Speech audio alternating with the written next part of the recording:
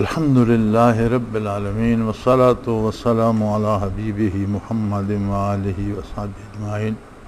اعوذ باللہ من الشیطان الرجیم، بسم اللہ الرحمن الرحیم۔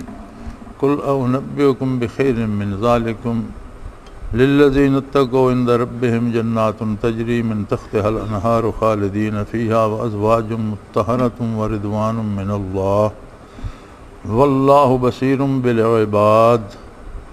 الذين يقولون ربنا إننا آمنا فاغفر لنا ذنوبنا وقنا عذاب النار الصابرين والصادقين والقانتين والمنفقين والمستغفرين بالأسحار شهد الله أنه لا إله إلا هو والملائكة وأولو العلم قائما بالقسط لا إله إلا هو العزيز الحكيم۔ اللہم سبحانک لا علم لنا الا ما علمتنا انک انت العلیم الحکیم۔ مولا یا صلی وسلم دائما ابدا علی حبیبک من زانت بہ السرور۔ فرمایا بے شک ایک غیر شعوری محبت اللہ کریم نے اپنے ازواج، اولاد، مال، اسباب، دنیا کی چیزوں کی انسانی فطرت میں رکھی ہے، اور یہ ضروری تھی۔ اگر ان چیزوں کی محبت انسان میں نہ ہو تو دنیا کا نظام چل ہی نہیں سکتا۔ اگر ان چیزوں سے محبت نہ ہو تو ان کے لیے محنت کون کرے، وقت کون لگائے گا، ان کی دیکھ بھال کون کرے گا، ان کو اپنائیت کا حق کون دے گا۔ تو یہ ساری چیزوں کے لیے ایک فطری اور غیر شعوری محبت ضروری تھی۔ لیکن انسان فطرت کا پابند نہیں ہے، لاشعور کا پابند نہیں ہے، جس طرح حیوانات، نباتات، جمادات۔ اب حیوانوں میں اللہ کریم نے غیر شعوری طور پر جو چیز رکھ دی ہے اس کا وہ اہتمام کرتے ہیں، بھوک لگتی ہے تو پیٹ بھرنے کا ہیلا کرتے ہیں، لیکن ان میں یہ سوچنے کی قوت نہیں ہے کہ جو میں کھانے چلوں اس پہ میرا حق بھی بنتا ہے یا نہیں، یہ اپنا ہے یا پرایا ہے، یہ غلط ہے یا صحیح ہے۔ اسی طرح زندگی پوری حیوانوں کی جو بسر ہوتی ہے، وہ جو فطری ضرورتیں ہیں ان کو، ان کی تکمیل کو مقدم جانتے ہوئے اپنی ضرورتیں پوری کرتے رہتے ہیں۔ ان میں تمیز نہیں ہے، سوچنے کی قوت نہیں ہے، شعوری فیصلے کرنے کی قوت نہیں ہے۔ انسان کو اللہ کریم نے شعور بخشا، اور اتنا اعلیٰ شعور بخشا ہے کہ جب وہ فیصلہ کرتا ہے تو مخلوق کے مقابلے میں خالق کو چنتا ہے۔ یہ شرف صرف انسان کو حاصل ہے کہ وہ اللہ کی ذات کو سوچتا ہے، سمجھتا ہے، جانتا ہے، اس کی ذات کے بارے فکر کرتا ہے، غور کرتا ہے، پھر اس سے پیار کرتا ہے، محبت کرتا ہے، اس کو پانے کے لیے زندگی تک نچھاور کر دیتا ہے۔ یہ شعور صرف انسان کو نصیب ہے۔ اللہ کی بہت اعلیٰ مخلوق ہے، فرشتہ، نوری مخلوق ہے، کبھی گناہ کا کوئی تصور نہیں ہے فرشتے کے نام کے ساتھ، لیکن وما منا الا لہ مقام معلوم، ہر فرشتے کا ایک مقام مقرر ہے جہاں رب العالمین نے اسے پیدا کیا ہے۔ ساری زندگی کی اطاعت اسے اس سے ایک قدم آگے ترقی کے راستے پہ نہیں لے جا سکتی، ساری زندگی کی اطاعت اسے وہیں رکھتی ہے۔ اس کی وجہ یہ ہے غیر شعوری طور پر، پیدائشی طور پر، تخلیقی طور پر اسی کام کے لیے بنایا گیا ہے، اور اس کے پاس اس کے علاوہ سوچنے کی فرصت ہی نہیں ہے۔ انسان کو اللہ کریم نے شعور دیا، ہر انسان میں کل مولود یولد علی فطرہ، ہر پیدا ہونے والا فطری خصوصیات لے کر پیدا ہوتا ہے۔ ثم ابواہ یحودانہ او یمجسسانہ او ینصرانہ او کما قال رسول اللہ صلی اللہ علیہ وسلم۔ آپ کا ارشاد عالی ہے کہ پھر اس کے والدین، وہ ماحول، وہ معاشرہ جس میں وہ پلتا پڑتا ہے، وہ کسی کو یہودی، کسی کو مجوسی، کسی کو نصرانی بنا دیتا ہے، ورنہ فطری طور پر ہر انسان میں وہ شعور موجود ہے، اور اگر اسے وہ استعمال کرتا ہے، تحقیق و جستجو کرتا ہے تو ہدایت پا لیتا ہے، اور کافروں کے گھر پل کر بھی ایمان لا سکتا ہے، اس میں ایمان لانے کی استعداد اور قوت موجود ہے، بلکہ ولایت کے اعلیٰ منازل پا سکتا ہے، صحابی بن سکتا ہے۔ اگر نبی علیہ الصلوۃ والسلام کا زمانہ پایا ہو تو صحابہ کرام سارے انہی لوگوں میں سے آئے جو اللہ کریم کے بارے کچھ نہیں جانتے تھے، اگرچہ اکثر اکبر صحابہ کرام میں اور اولین مومنین میں بہت سے احباب ایسے تھے جنہوں نے زندگی میں شرک نہیں کیا، بتوں کو سجدہ نہیں کیا، لیکن اللہ کی ذات سے تو واقف نہیں تھے۔ معرفت الہی کی لو تو محمد الرسول اللہ صلی اللہ علیہ وسلم نے جگائی۔ تو انسان کے شعور کو راستہ دکھاتا ہے اللہ کا رسول اور اللہ کی کتاب۔ پھر جب وہ اس پہ غور کرتا ہے، فکر کرتا ہے، موازنہ کرتا ہے، تو اللہ کریم نے یہاں یہ بھی فرمایا کہ یہ ساری چیزیں، بے شک دنیا بڑی خوبصورت ہے، بڑی حسین ہے، غیر شعوری پیار ہے ہمیں اس کے ساتھ، فطری محبت ہے، لیکن فرمایا یہ بات یاد رہے، ذالک متاع الحیات الدنیا، یہ ساری زیب و زینت، یہ سارا حسن، یہ ساری خوبیاں، اس کی ساری لذتیں محض دنیا کی چند روزہ زندگی کے لیے ہیں۔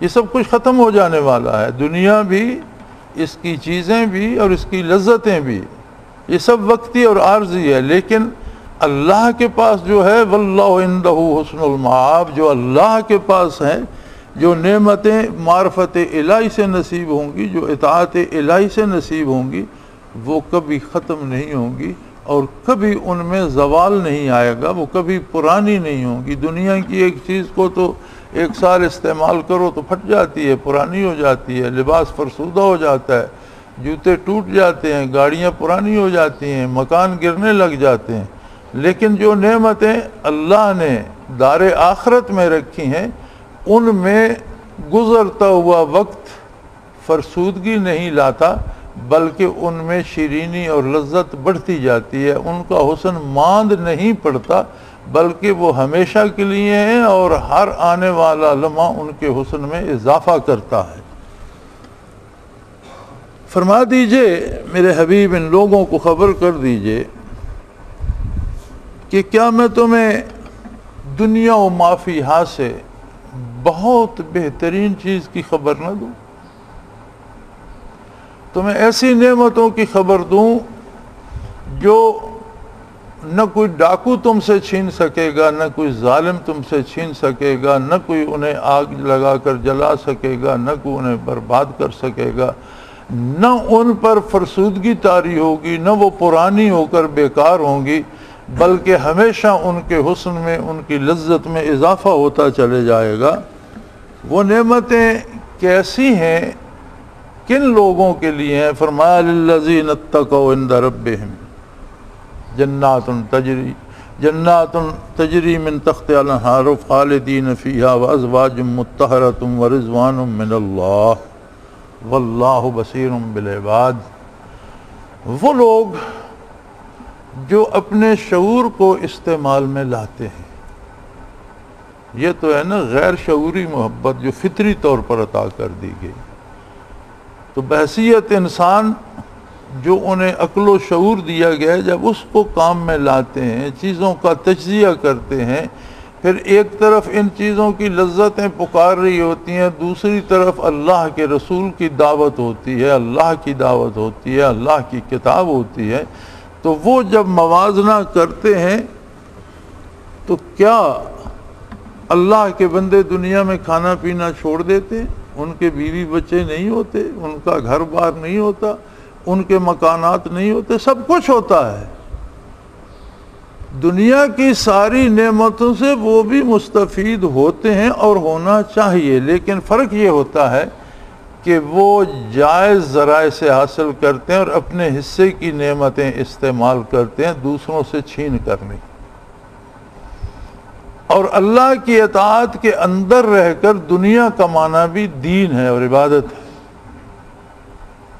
یہ بھی عبادت بن جاتی ہے جب اطاعت الہی اور سنت پیغمبر صلی اللہ علیہ وآلہ وسلم کے مطابق ہوتی ہے۔ پھر اس کے ساتھ انہیں جو مزید نعمتیں ملتی ہیں، الذین اتقوا، وہ لوگ جو اللہ سے رشتے محبت استوار کر لیتے ہیں۔ تقویٰ کیا ہے؟ رب العالمین سے ایسا قریبی، ایسا نازک تعلق جو ایک چاہنے والے اور محبوب کا ہوتا ہے، جو ایک عاشق اور معشوق کا ہوتا ہے، جو ایک طالب اور مطلوب کا ہوتا ہے، کہ وہ زندگی بھر فَإِنَّ الْمُحِبَّ لِمَنْ يُحِبُّ مُطِيعُ، عرب شاعر کا مصرع ہے کہ محبت کرنے والا جس سے محبت کرتا ہے اس کا غلام بن جاتا ہے، اس کی مرضی کے خلاف کچھ نہیں کرتا، اس کی اطاعت اپنے لیے ضروری قرار دیتا ہے، اس لیے کہ وہ محبوب کی ناراضگی مول نہیں لینا چاہتا، لہٰذا جیسا محبوب کہتا ہے ویسا کرتا ہے۔ تو تقویٰ کیا ہے؟ اللہ کریم سے وہ محبت جو اللہ کی اطاعت پہ پابند کر دے اور نافرمانی کرنے پر خوف آئے کہ اس سے اللہ کریم ناراض ہوں گے اور مجھ سے اللہ کی ناراضگی برداشت نہیں ہو سکتی۔ تو جو لوگ اللہ سے ایسا تعلق قائم کر لیتے ہیں، ان کے لیے اللہ کے پاس اللہ کی جنت ہے، تجری من تحتہا الانہار۔ دنیا کے جتنے باغات ہیں، جتنی اچھی جگہیں ہیں، جتنے پھل بوٹے ہیں، یہ محتاج ہیں کہ جہاں پانی پہنچتا ہے وہاں باغ لگ سکتا ہے، یعنی باغ پانی کے تابع ہیں۔ جہاں آپ پانی پہنچا لیں گے اپنے وسائل سے یا اپنے بہو سے وہ پہنچ جائے گا، یا آپ مشینری سے پہنچائیں گے، کسی محنت سے پہنچائیں گے، تو پانی ضروری ہے۔ جہاں پانی ہوگا وہاں باغ لگے گا، پھر وہ باغ اور اس کے پھل فانی بھی ہیں، فرسودہ ہو جاتے ہیں، پرانے ہو جاتے ہیں، بیکار ہو جاتے ہیں، درخت بوڑھے ہو جاتے ہیں، گل سڑ جاتے ہیں۔ لیکن اللہ کی جو جنت ہے اور اس کے جو باغات ہیں، پانی ان کے تابع ہے، جہاں باغ ہوگا وہاں پانی کو جانا ہے۔ جنات تجری من تحتہا الانہار، یہاں کے باغ پانی کے تابع ہیں، جہاں پانی جاتا ہے وہاں باغ لگ سکتا ہے۔ اللہ کی جنت کے جو باغ ہیں، پانی ان کے تابع ہے، جہاں کسی جنتی کی رہائش ہوگی وہاں وہ باغ بن جائے گا اس کے لیے، اور پانی کو وہاں پہنچنا ہوگا، یہ پانی کی ذمہ داری ہے کہ وہاں پہنچے، یعنی پانی باغوں کے تابع ہے، یہاں باغ پانی کے تابع ہیں، وہاں پانی باغوں کے تابع ہے۔ تجری من تحتہا الانہار، ان کے تابع ہو کر نہریں بہتی ہیں۔ جہاں ضرورت ہوگی وہاں پانی کو پہنچنا ہوگا، یہاں جہاں پانی پہنچتا ہے وہاں باغ لگ سکتا ہے۔ فرمایا اور ان میں فیہا ازواج مطہرہ، ان میں پاک صاف بیویاں ہوں گی۔ اللہ کریم نے جنت کی نعمتوں میں جنت کی ایک مخلوق حور بھی بنائی ہے، جو اپنے حسن، اپنے کمال، اپنی نفاست کے اعتبار سے اتنی ہی خوبصورت ہے جتنا اسے جنت میں ہونا چاہیے۔ بعض ارشادات عالیہ میں اللہ صاحب الصلاۃ والسلام جو تعبیریں ملتی ہیں، ان میں یہ بھی ہے کہ نبی کریم صلی اللہ علیہ وسلم نے فرمایا کہ اگر جنت کی حور پنڈلی سے کپڑا ہٹا دے تو ہڈی کا گودا تک نظر آتا ہے، اس طرح شفاف وجود ہیں، یا ایک ہتھیلی آسمان سے ظاہر کر دے تو سورج کی روشنی ماند پڑ جائے۔ لیکن یاد رہے، حور وہ مخلوق ہے جو جنت میں اللہ نے پیدا فرمائی، جو زمین پر نہیں آئی، جس نے دنیا کا امتحان جو ہے اسے عبور اور پاس نہیں کیا، اس میں سے نہیں گزری، اور جنت ہی میں پیدا ہوئی، جنت ہی میں رہے گی۔ لہٰذا جو خواتین دنیا میں آئیں، دنیا میں مکلف ہوئیں، دنیا میں ایمان لائیں، اللہ کی اطاعت کی، اللہ کے رسول صلی اللہ علیہ وسلم کی اطاعت کی، یہ اصل مالک ہوں گی جنت کی۔ اللہ کریم انہیں حوروں سے زیادہ حسن اور حوروں سے زیادہ پاکیزگی دے گا، اس لیے کہ یہ انہوں نے دنیا کی تکلیف اٹھائی اور یہ دامان محمد الرسول اللہ سے وابستہ ہوئی۔ انہوں نے کفر اور نافرمانی کے مقابلے میں اطاعت کے راستے کو چنا، انہوں نے رمضان کے روزے رکھے، انہوں نے اللہ کے سجدے کیے، انہوں نے اللہ کی تسبیحات کی، انہوں نے اللہ کے قرآن کی تلاوت کی، انہوں نے راتوں کو اٹھ اٹھ کر اللہ کو یاد کیا، اور زندگی ایک ایسے امتحان میں گزاری جس طرف ایک طرف اولاد کی محبت بھی تھی جو فطری تھی، دنیا کی محبت بھی تھی جو فطری تھی، خامند کی محبت بھی تھی جو فطری تھی، دنیا کی ضرورتیں بھی تھیں، ان سب تمام بوجھوں کو اٹھا کر مقدم اللہ کی اطاعت کو رکھا اور دنیا کے نقصانات، تکلیفیں، دکھ برداشت کیے، لیکن اللہ کی اطاعت سے دستبردار نہ ہوئی۔ مقدم یہ خواتین ہوں گی، اللہ انہیں حوروں سے زیادہ حسن، زیادہ پاکیزگی اور مزاج کی زیادہ طہارت عطا فرما دے گا۔ اور سب سے بڑی بات، جنت کی سب سے بڑی نعمت جو ہے وَرِضْوَانٌ مِّنَ اللَّهِ، اللہ کی خوشنودی ہے کہ اللہ جنتیوں پر خوش ہوگا۔ جنت بجائے خود کوئی حیثیت نہیں رکھتی۔ جنت کی ساری اہمیت اس بات پر ہے کہ وہ مظہر ہے رضائے الہی کا، جنت اسے ملے گی جس سے اللہ راضی ہوگا، اس لیے جنت ایک سند کی حیثیت سے اہم ہے۔ ایک آدمی 16 سال لگا کر ایم اے کی ڈگری حاصل کرتا ہے، ڈگری میں کیا رکھا ہے؟ ایک کاغذ ہے، اس پر چند سطریں لکھی ہوئی ہیں، اس کی کیا اہمیت ہے؟ 2 روپے کا کاغذ ہوگا، اس پر 4 آنے کی سیاہی خرچ ہوئی ہوگی، اس کی حیثیت کیا ہے؟ لیکن وہ دلیل ہے اس بندے کے ماسٹر کرنے کی، اس کی 16 سالہ محنت کی وہ دلیل ہے، اس لیے اس کاغذ کو وہ جان سے عزیز رکھتا ہے۔ جنت اللہ کے بندوں کے لیے اللہ کی اطاعت، اللہ کی محبت اور اللہ کی اطاعت میں زندگی بسر کرنے کی سند ہے۔ اس لیے جنت کی قیمت ہے کہ رضوان من اللہ، اللہ کی رضا کا مظہر ہے۔ جنت ان لوگوں کی رہائش گاہ ہے جن پر اللہ راضی ہوگا۔ تو سب سے بڑی نعمت فرمایا رضوان من اللہ۔ اور ایک بات کا دھیان رہے، اس میں غلطی کا کوئی امکان نہیں ہے کہ کہیں ایسا ہو کہ جو برائی کرتا رہے وہ جنت میں چلا جائے اور جو نیکی کرتا رہے وہ بیچارہ مارا جائے۔ ہماری دنیاوی عدالتوں میں ہوتا ہے کہ عدالت میں بیٹھنے والا جج بھی بعض اوقات میں نے اتنا مجبور دیکھا ہے کہ وہ جانتا ہوتا ہے کہ واقعہ کیا ہے، لیکن جو گواہیاں اور شہادتیں ہیں وہ اس کے خلاف ہو رہی ہوتی ہیں تو اسے فیصلہ ان کے مطابق دینا پڑتا ہے، اپنی پسند سے فیصلہ نہیں لکھ سکتا۔ شہادتیں جو ہیں انہیں زیر بحث لا کر جو ان سے ثابت ہوتا ہے فیصلہ اس کے مطابق اسے کرنا پڑتا ہے۔ بے گناہ پھانسی چڑھ جاتے ہیں اور گناہگار بری ہو جاتے ہیں، یہ روزمرہ ہوتا ہے۔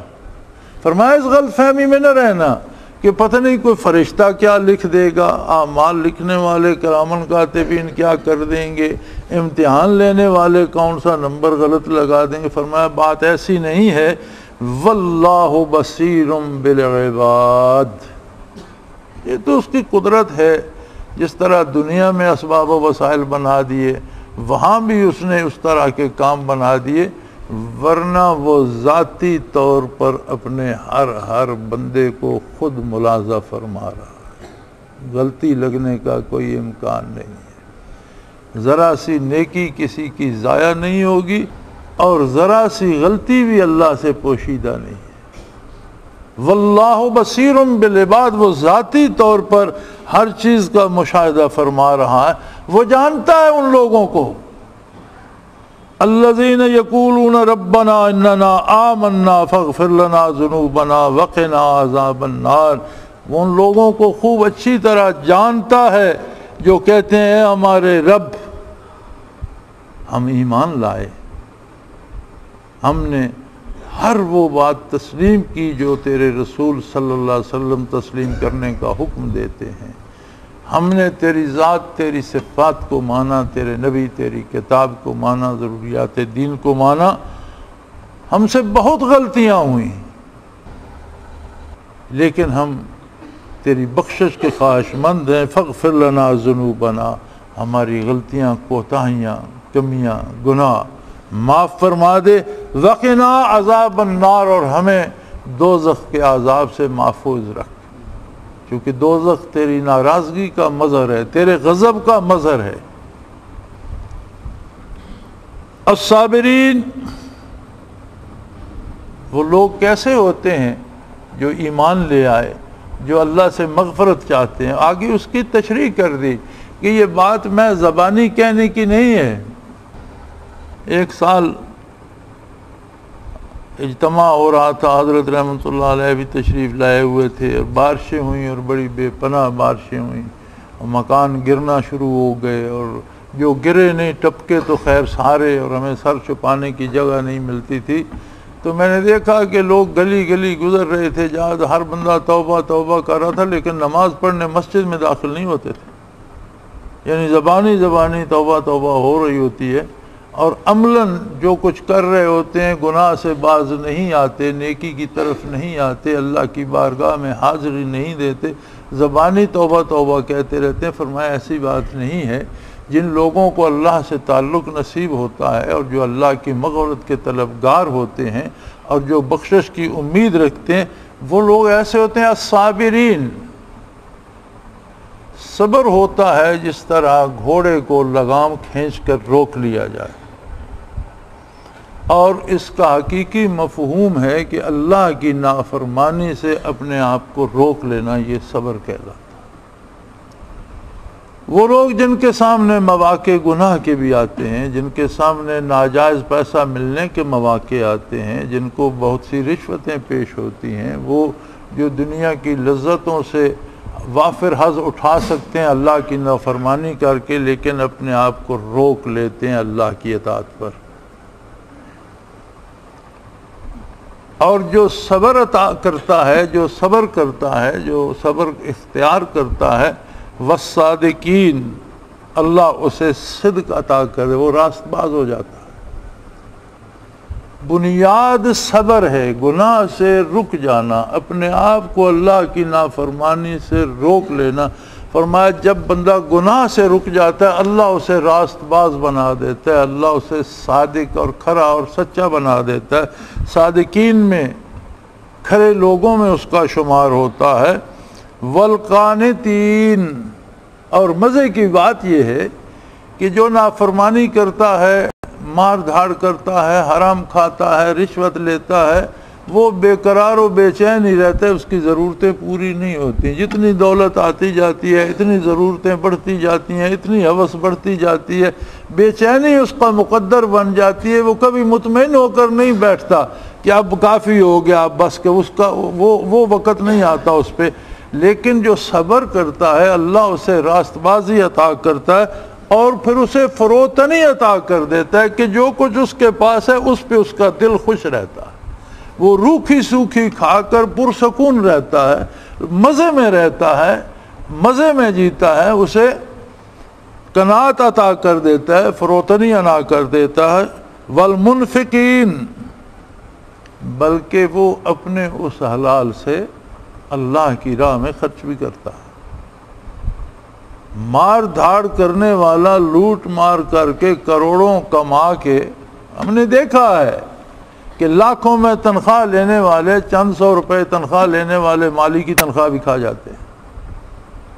ہم نے ایسے لوگوں کو دیکھا ہے جن کی اپنی تنخواہ لاکھوں میں ہے، گاڑیاں سرکاری ہیں، بنگلے سرکاری ہیں، لیکن دھوبی کے پیسے کھا جائیں گے۔ مالی جو وہاں کام کرتا ہے اس کی تنخواہ کھا جائیں، ان کے پیسے بھی کھا جاتے ہیں، پھر بھی ان کی پوری نہیں پڑتی۔ جو اللہ کی راہ میں خود کو گناہ سے روک لیتا ہے، اللہ اسے راست باز بنا دیتا ہے، فروتنی عطا کر دیتا ہے، اور پھر اس میں اسے توفیق دیتا ہے کہ وہ اللہ کی راہ میں خرچ بھی کرتا ہے، اللہ کے بندوں کی مدد بھی کرتا ہے، محتاجوں کے کام بھی آتا ہے، اور پھر اسے ایک اور نعمت عطا کرتا ہے۔ والمستغفرین بالاسحار، جب لوگ غافل پڑے سو رہے ہوتے ہیں، اسے اٹھ کر اپنے ساتھ باتیں کرنے کی توفیق عطا کر۔ جب دنیا خواب غفلت میں پڑی ہوتی ہے، وہ سحری کو اٹھ کر رب العالمین سے محو گفتگو ہوتا ہے، رکوع و سجود کر رہا ہوتا ہے، نوافل ادا کرتا ہے، تلاوت قرآن کرتا ہے، اللہ کا ذکر کرتا ہے۔ یہ ایک ایسی نعمت ہے کہ جب اللہ بہت راضی ہوتا ہے تو توفیق عطا کرتا ہے کہ لوگ غفلت میں پڑے ہیں اپنے بندوں کو اٹھا دیتے ہیں کہ تم میرے ساتھ باتیں کرو۔ جو چیز پھل ہوتی ہے وہ اس شجر کا بیج بھی ہوتی ہے۔ کسی پھول کے پودے پہ جو پھل لگتا ہے وہ اس کا بیج بھی اس میں ہوتا ہے، اس سے وہ پودے پیدا ہوتے ہیں۔ آم کے پھل لگتے ہیں تو آم کی گٹھلی آم کے درخت کا بیج بھی ہوتی ہے۔ ہر درخت، ہر پھلدار، ہر پودا، ہر درخت وہ پھلدار ہے یا غیر پھلدار ہے، جو بھی پھل اس پہ جا کے لگتا ہے وہ پھل اس کا بیج بھی ہوتا ہے۔ اگر اس پھل کو کاشت کیا جائے تو وہ پودا نکل آتا ہے۔ یہ طریق ہے صوفیاء کا۔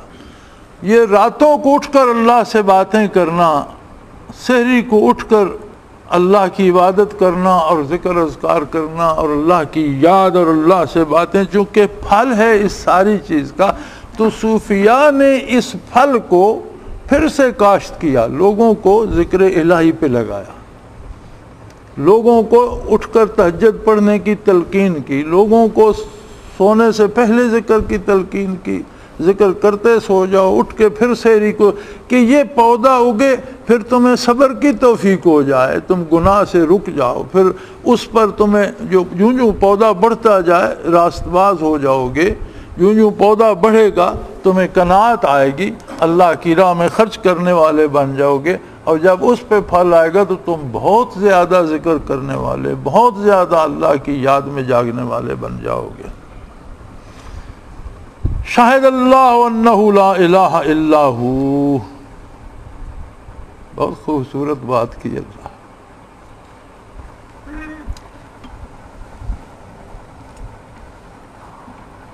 حضرت یاسر رضی اللہ تعالی عنہ کی والدہ پہلی خاتون شہید ہے اسلام کی، جسے مکہ مکرمہ میں ابو جہل نے تشدد کر کے شہید کیا۔ لمبا واقعہ اور ہمارے پاس وقت نہیں ہے، میں اس واقعہ کی طرف نہیں جا رہا۔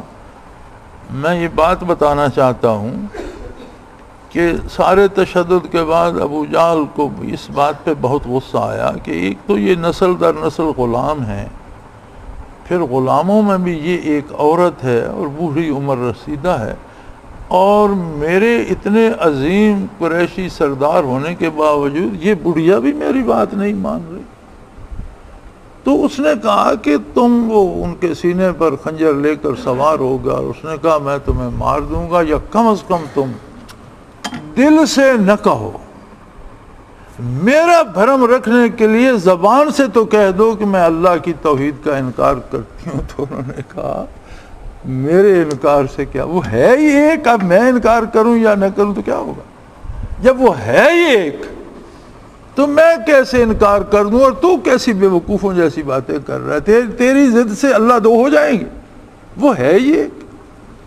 وہ بڑی خوبصورت بات اللہ کریم نے وہی فرمائی ہے، فرمایا شاہد اللہ، اللہ خود اس بات کا گواہ ہے، کسی کی گواہی کی ضرورت ہی نہیں، کوئی ضرورت نہیں ہے کسی دوسرے کی، وہ خود اپنی ذات کی وحدانیت پہ وہ خود گواہ ہے۔ شاہد اللہ انہ لا الہ الا ہو، اللہ خود اس بات کا گواہ کافی ہے کہ وہ اکیلا ہے اور وہی لائق عبادت ہے۔ اب اللہ کی گواہی آپ دیکھ لیں، ساری کائنات کے ذرے ذرے میں بکھری پڑی ہے، کسی تحقیق، کسی تدقیق، کسی طرف چلے جائیں، گھاس کا ہر تنکا، سورج کی ہر کرن، ہوا کا ہر جھونکا، بارش کا ہر قطرہ بتائے گا کہ اس نظام کو چلانے والا کوئی ایک ہی ہے، اگر دو ہوتے تو کہیں تو اختلاف ہوتا۔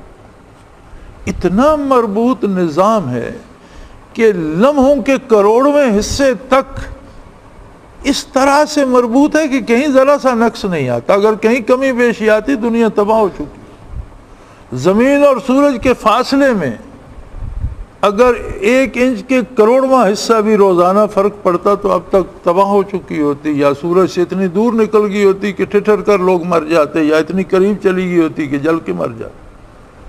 یعنی ہر چیز، سورج، چاند، ستارے، زمین کی رویدگی، بندوں کا پیدا ہونا مرنا، اگر موت ہی نہ ہوتی یہ آج تک کی مخلوق کو کون سنبھالتا؟ اگر زمین کا پیٹ انسانوں کو سمو نہ لیتا، صرف مردے پڑے رہ جاتے تو دنیا پہ ہڈیاں کوئی ڈھیر ہی ہوتے۔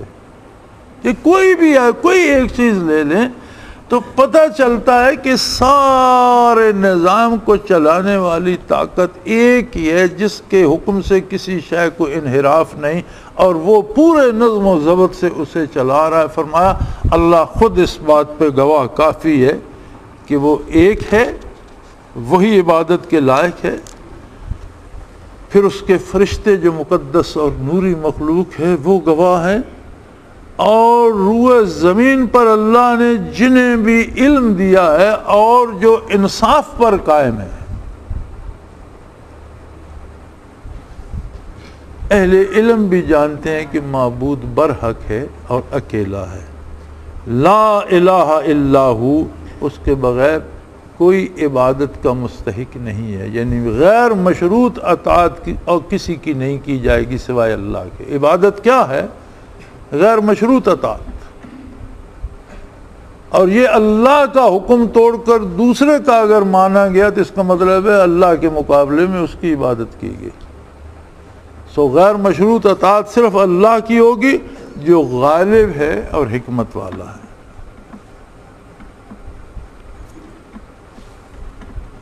اللہ کریم عقیدے کی سلامتی اور توفیق عمل عطا فرمائے۔ وآخر دعوانا الحمدللہ رب العالمین۔